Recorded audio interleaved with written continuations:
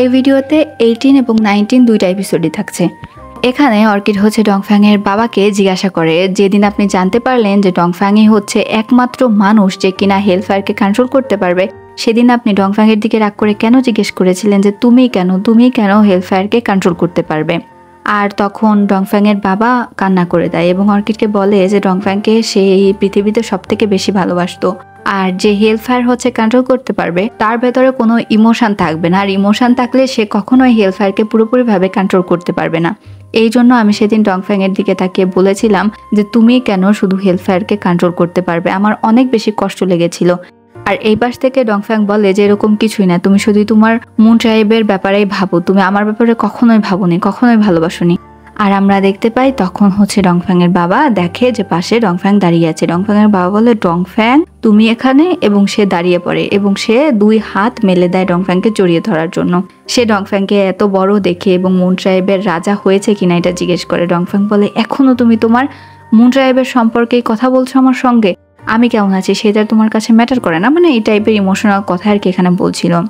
তখন ডংফ্যাং এর বাবা ডংফ্যাং এর দিকে অপলক দৃষ্টিতে তাকিয়ে থাকে এবং কান্না করে। আর ছোটবেলার কথা এখানে ডংফ্যাং এর বাবারও মনে পড়ছিল, ডংফ্যাং এরও মনে পড়ছিল অনেক ছোটবেলাতে তারা কি খুনসুটি করতো সেই সব।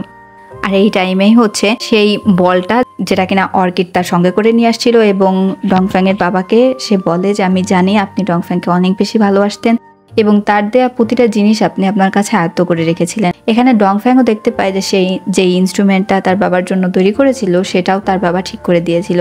আর আমরা দেখতে পাই অর্কিডের হাত থেকে ডংফ্যাং এর বাবা এই বলটা নেয় এবং ছোটবেলার মতো সে যেভাবে ডংফ্যাং এর সঙ্গে খেলতো সে বলটাকে পায়ের কাছে রেখে ডংফ্যাং এর কাছে ছুঁড়ে মারে। অর্কিড ডংফ্যাংকে কিক করতে বলছিল যে তুমি এটাকে কিক করো, তোমার বাবার হাতে আর বেশি টাইম নেই, তার স্পিডটা এখান থেকে চলে যাবে। বাট ডংফ্যাং তার বাবার দিকে তাকিয়েছিল এবং বলে যে না, আমি এটা করতে পারবো না। আর ডংফ্যাং এর বাবা তার আগে ডংফ্যাংকে বলেছিল যে তোমার ভেতরে তো ইমোশন আসা শুরু হয়েছে ডংফ্যাং, তুমি আবার আমাকে একবার শেষ করে দাও, তাহলে ইমোশনটা তোমার ভেতর থেকে চলে যাবে।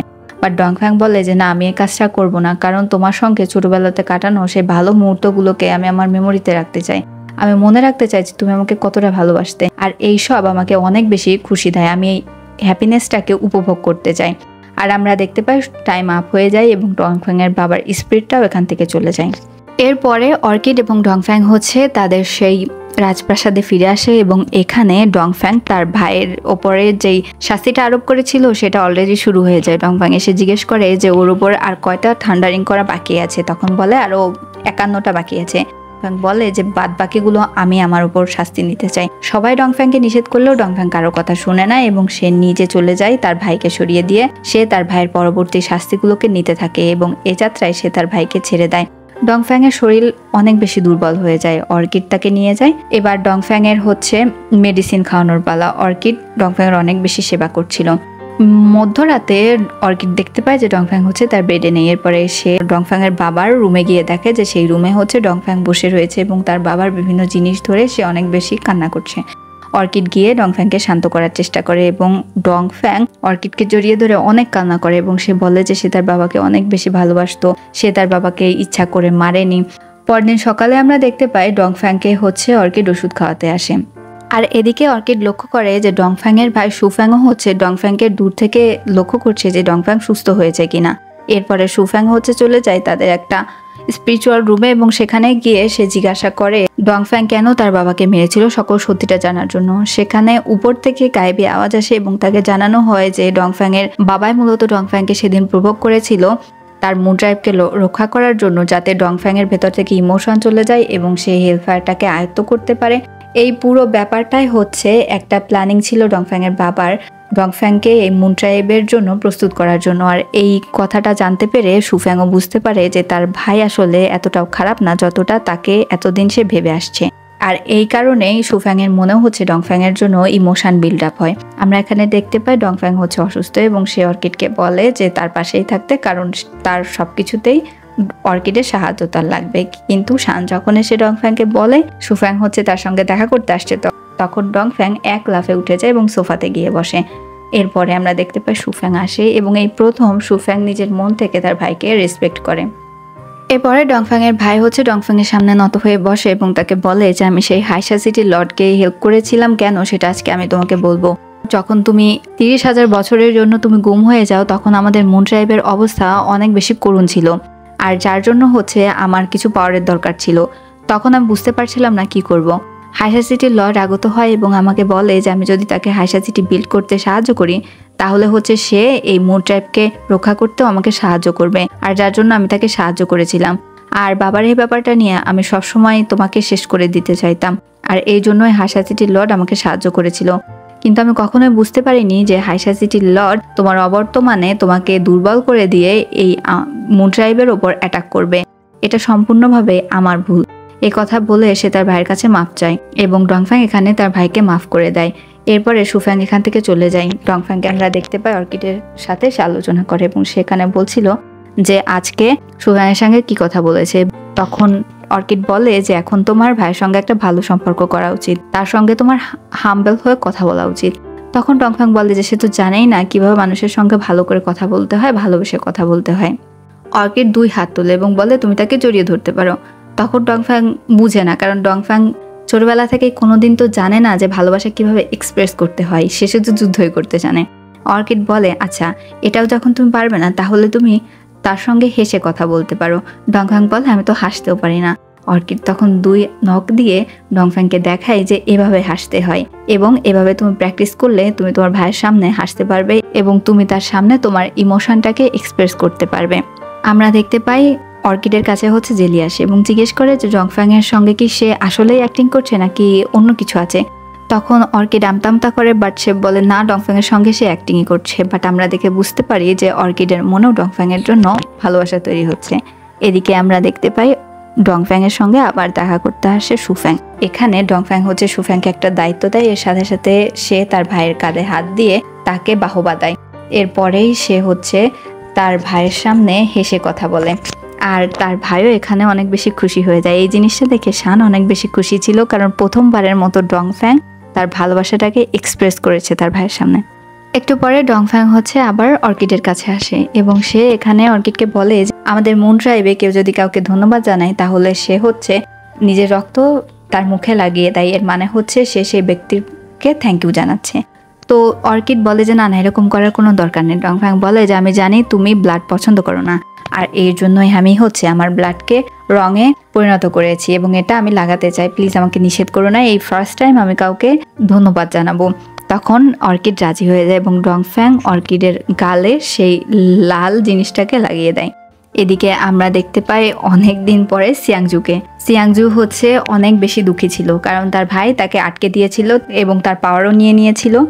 সে অনেক বেশি দুঃখী ছিল। তখন তার কাছে ডাইলিয়ান আসে। ডাইলিয়ান এখানে বলে যে আমি আপনার সঙ্গে কথা বলতে এসেছি লর্ডের পারমিশন নিয়ে। এখানে সিয়াংজু বলে যে তুমি এখানে কেন এসেছো, আমি এমনই একটা অপদার্থ যে নিজের ভালোবাসাটাকে কখনো অর্কিডকে বলতে পারিনি, আমি অর্কিডকে প্রোটেক্ট করতে পারিনি, আমি যে অর্কিডকে এত ভালোবাসি সেটা বলার সাহসও আমার কখনো ছিল না। সিয়াংজুকে এখানে হচ্ছে ডাইলিয়ান বলে আপনি কোনো চিন্তা করবেন না, কারণ আপনার সঙ্গে অর্কিডের বিয়ে হবে। তখন সিয়াংজু জিজ্ঞেস করে কিভাবে। ডাইলিয়ান বলে যে টিয়াংজু মিরর সম্পর্কে তো আপনি জানেন যে এই মিরর কিনা মানুষের ডেস্টিনিকে দেখায় এবং সেই মিররের ডেস্টিনি কখনো ভুল হয় না। আমি দেখেছি যে আর্থে হচ্ছে আপনার এবং অর্কিডের বিয়ে হচ্ছে এবং এর পাশাপাশি ফেরিল্যান্ডেও হচ্ছে আপনার এবং অর্কিডের বিয়ে হচ্ছে, তার মানে ইন ফিউচার অর্কিড আপনারই হবে। আর এই কথা শুনে সিয়াংজু বলে তাহলে তো তাকে ফার্স্টে আর্থে যেতে হবে। তখন ডাইলিয়ান তাকে নিষেধ করছিল, কারণ আর্থে যাওয়ার পর হচ্ছে একটা ডেস্টিনি ফিক্সড হয়ে যায় যেটাকে ফেথ বলে।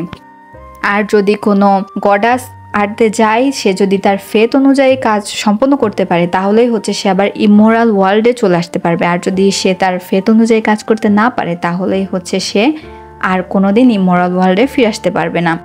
ডাইলিয়ান এখানে সিয়াংজুকে নিষেধ করে, বাট সিয়াংজু হচ্ছে বলে যে না তাকে কাজটা করতে হবে। ডাইলিয়ানই মূলত এই খান থেকে সিয়াংজুকে বের হতে সাহায্য করে এবং সেই ঝর্ণার কাছে চলে যায়, যে ঝর্ণার ওখান থেকে লাফ দিলেই কিনা ঝর্ণার নিচে পর্যন্ত যেতে যেতে তারা আর্থে মানুষ রূপে জন্ম নেবে। ডাইলিয়ান যখন সিয়াংজুকে বারবার নিষেধ করছিল, সিয়াংজু বলে যে তুমি তো কাউকে কখনো ভালোবাসোনি, তাই তুমি এই কষ্টটা বুঝবে না, এই বলে সে লাফ দিয়ে দেয়। তখন আমরা দেখতে পাই ডাইলিয়ান বলে আমি কিভাবে আপনার কষ্টটা বুঝবো না, আপনি যতটা অর্কিডকে ভালোবাসেন ঠিক ততটাই আমিও আপনাকে ভালোবাসি। এই কথা বলে তখন ডাইলিয়ানও এই ঝর্ণার ওপর থেকে লাফ দিয়ে দেয় এবং সেও আর্থে চলে যায় সিয়াংজুর সঙ্গে। পরবর্তীতে অর্কিডকে আমরা দেখতে পাই যে কিনা ঠান্ডার ভেতরে বসেছিল। জেলি তাকে বলে রুমে যেতে, তখন অর্কিড বলে যে না, সে দেখতে চাই যে সে আসলে কি। ফেরিল্যান্ডে সে পরীক্ষায় জানতে পেরেছিল যে সে হচ্ছে কোনো ফ্লাওয়ার না, সে অর্কিড ফ্লাওয়ার না, তার ভেতরে কি লুকিয়ে রয়েছে সেটা সে জানতে চায়। আর এই জন্যই সে হচ্ছে তাকে কষ্ট দিচ্ছে, তার ভেতরের অস্তিত্ব যেন এখন তার সামনে আসে। ডংফ্যাং এখানে চলে আসে এবং অর্কিডকে বলে কি হয়েছে। অর্কিড বলে যে আমার ভেতরে কি লুকিয়ে আছে সেটা আমি জানতে চাই। ডংফ্যাং বলে অর্কিডকে জড়িয়ে ধরে, তুমি নিজেকে কষ্ট দিও না, তোমার ভেতরে যেটাই লুকিয়ে থাক না কেন, তুমি আমার, যেটা তোমার ভেতর থেকে ভালো খারাপ যেটাই বেরিয়ে আসুক, আমি সারা জীবন তোমার পাশে থাকবো। ডংফ্যাং আর একটা কথা বলে, যারা হচ্ছে অর্কিডকে কষ্ট দিয়েছে তাদেরকেও হচ্ছে ডংফ্যাং শেষ করে দেবে এবং ফেইরিল্যান্ডকেও সে ধ্বংস করে দেবে। এই কথা শুনে অর্কিডের অনেক বেশি রাগ হয়। অর্কিড ঝাড়ি দিয়ে এখান থেকে উঠে যায় এবং বলে, তুমি আবারও ফেরিল্যান্ডকে ধ্বংস করার কথা বলছো? তুমি যাই বলো, যাই করো না কেন, ফেরিল্যান্ডের লোকজন আমাকে যতই কষ্ট দিক, আমি যে একটা ফেরি এবং আমি যে ফেরিল্যান্ড থেকে বিলং করি, এটা সত্যি সারা জীবন এই সত্যিটাই রয়ে যাবে এবং আমি একটা অর্কিড ফেরি। আর এই সত্যিটা না তুমি চেঞ্জ করতে পারবে না আমি চেঞ্জ করতে পারবো। তখন সে ডংফ্যাংকে বলে, তোমার আর আমার ভেতর কখনো কিছু হওয়ার সম্ভব না। অর্কিড তখন এখান থেকে চলে যায়। আমরা দেখতে পাই অর্কিডকে তার অরবিটাল হাউসে সে কাজ করছিল, তখন তার কাছে জেলি আসে এবং জেলি এসে হচ্ছে অর্কিডের কাছে জিজ্ঞেস করে কোনো গডাস যদি আর্তে চলে যায় তাহলে তার সঙ্গে কি কি হয়। তখন অর্কিড বলে কোনো গডাস যদি আর্তে যায় তাহলে তার একটা ডেস্টিনি ফিক্সড হয়ে যায়, যেটাকে ফেথ বলে। আর সে যদি তার ফেথ অনুযায়ী কাজ করতে পারে তাহলে সে আবার ইমোরাল ওয়ার্ল্ডে ফিরে আসতে পারবে, আদারওয়াইজ সে ইমোরাল ওয়ার্ল্ডে আর কখনোই ফিরে আসতে পারবে না ফেথ অনুযায়ী কাজ না করলে। এখানে আমরা দেখতে পাই জেলি ডংফ্যাংয়ের কাছে গিয়ে এই কথাটা জানায়, কারণ ডংফ্যাংই জেলিকে বলেছিল এই কথাটা অর্কিডের কাছ থেকে জিজ্ঞেস করতে। রাত্রে আমরা দেখতে পাই অর্কিড বসেছিল এবং সে বুঝতে পারে যে জেলি তো কখনো কোনো প্রয়োজন ছাড়া কোনো কিছু জিজ্ঞেস করে না, এর মানে ডংফ্যাংই তাকে পাঠিয়েছিল। আর ডংফ্যাং কোনো কারণে আর্তে যেতে চাইছে, কি কারণে আর্তে যেতে চাইছে এটাই হচ্ছে অর্কিড এখন জানতে চাই। আমরা এখানে জানতে পারি ডংফ্যাং আর্তে যেতে চায় কারণ হচ্ছে চেরিওমানের জন্য, কারণ চেরিওমান যখন তার স্পিরিটটাকে ধ্বংস করে দিয়েছিল তখন হচ্ছে তার স্পিরিট পুরোপুরিভাবে তো ধ্বংস হবে না, সেটা হচ্ছে আর্তে চলে গিয়েছে এবং আর্তে সে যদি তার ফেথ অনুযায়ী কাজ করে তাহলে আবার চেরিওমান হচ্ছে ইমোরাল ওয়ার্ল্ডে ফিরে যেতে পারবে। এবং তার ফেতে এটাই লেখা ছিল যে চেরিওমান অনেক বড় একটা নৃত্যশিল্পী ছিল, সে একটা ছেলেকে অনেক বেশি ভালোবাসতো, বাট সেই ছেলেটা তার সঙ্গে বিট্রে করে। এরপরে আর একটা ছেলে যে কিনা চেরিওমানকে অনেক বেশি ভালোবাসতো, চেরিওমানের তার সঙ্গে বিয়ে ঠিক হয়। চেরিওমান অনেক বেশি খুশি ছিল, বাট ছিল বিয়ের দিন সেই জীবনসঙ্গী চেরিওমানকে সবার সামনে মেরে ফেলে। এই ফেথ পূর্ণ হওয়ার পরেই তখন চেরিওম্যানের স্পিরিটটা আবার ইমোরাল ওয়ার্ল্ডে ফিরে আসবে। ডংফ্যাংয়ের হচ্ছে চেরিওম্যানের স্পিরিটটা লাগবে, কারণ চেরিওম্যানের ওই স্পিরিটটাই ডংফ্যাংয়ের সেই 1 লাখ সৈন্যকে আবারও ফিরিয়ে দিতে পারবে। এটাই হচ্ছে ডংফ্যাংয়ের প্ল্যান ছিল, আর এই জন্যই সে আর্তে যেতে চায়। এই কথাটা আবার জেলির মাধ্যমে অর্কিড বুঝতে পারে এবং ডংফ্যাং আর্তে যাওয়ার পরে অর্কিডও ডংফ্যাংয়ের সঙ্গে আর্তে চলে যায়। এখানে হচ্ছে জেলি আর অর্কিড ডংফ্যাং ও শানের থেকে লুকাবার চেষ্টা করে, বাট তারা কে লুকাতে পারে? ডংফ্যাং আর শান হচ্ছে তাদেরকে ধরে ফেলে। এরপরে শানের সঙ্গে জেলি চলে যায় আর ডংফ্যাংয়ের সঙ্গে অর্কিড চলে যায়। কিছুক্ষণ ঘোরাঘুরি করার পরে জেলি হচ্ছে ডংফ্যাংকে বলে, আপনি যেমন ইমোরাল ওয়ার্ল্ডে একজন বাচ্চা, আর্তে তো সেটা চলবে না, আর্তে আপনাকে বাস করতে হবে সাধারণ মানুষের মতোই। আর এর জন্য আজ থেকে আপনি হচ্ছেন আমাদের রাজা, আর আমাদের হবু কুইন হচ্ছে অর্কিড, আর আমি এবং শান হচ্ছি আপনাদের সহকারী। এবং আর্তের লোকজনরা যেভাবে বাস করে আমাদেরকেও সেভাবে বাস করতে হবে। প্রথমে আপনাকে একটা বড় বাসা কিনতে হবে। ডংফ্যাং ওকে বলে দেয় এবং এরপরে ডংফ্যাং বড় একটা প্রাসাদ কিনে নেয়। এবং আমরা দেখতে পাই তারা 4 জন হচ্ছে আর্তের মানুষরা যেভাবে ড্রেস আপ করে সেই রকম ড্রেস আপ করে সেই বাসাতে প্রবেশ করে। আর এখানেই হচ্ছে 18 এবং 19 এপিসোডটা শেষ হয়ে যায়। ভিডিওটা ভালো লাগলে সাথেই থাকবেন।